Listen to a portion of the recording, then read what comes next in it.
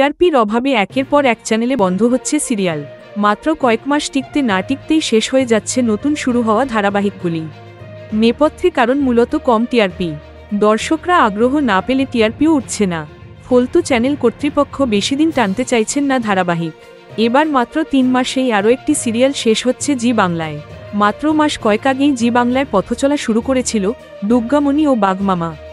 দুর্গাপুজোর প্রেক্ষাপটে শুরু হওয়া ধারাবাহিক মাত্র 3 মাস হতে না হতেই পাত্তারি গোটাচ্ছে। ইতিমধ্যেই সোশ্যাল মিডিয়ায় ছড়িয়ে পড়েছে একটি ছবি। দুর্গামণি ওরফে ছোট্ট রাধিকা কর্মকারের সোশ্যাল মিডিয়া পেজ থেকে একটি ছবি ভাগ করে নেওয়া হয়েছে। দুর্গামণি ও বাঘমামার প্রায় গোটা টিম ধরা দিয়েছে এক ফ্রেমে।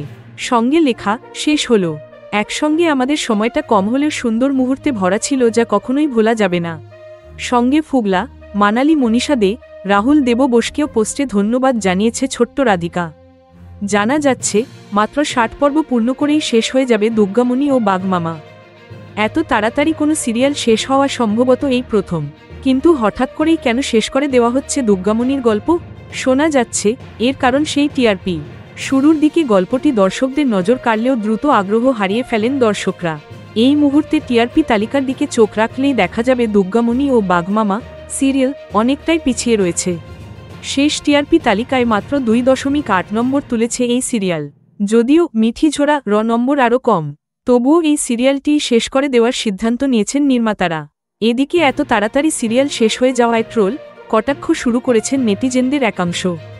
একজন লিখেছেন 3 মাসে শুধু দুর্গা পুজো দেখিয়ে গেল। আরেকজন মজা করে লিখেছেন মহালয়া দিয়ে সিরিয়াল শুরু, দশমীতে শেষ। আবার কয়েকজন দাবি করেছেন দ্বিতীয় বাচ্চাটিকে ভিলেন বানিয়েই সর্বনাশ ডেকে এনেছিল দুর্গামণি নির্মাতারা।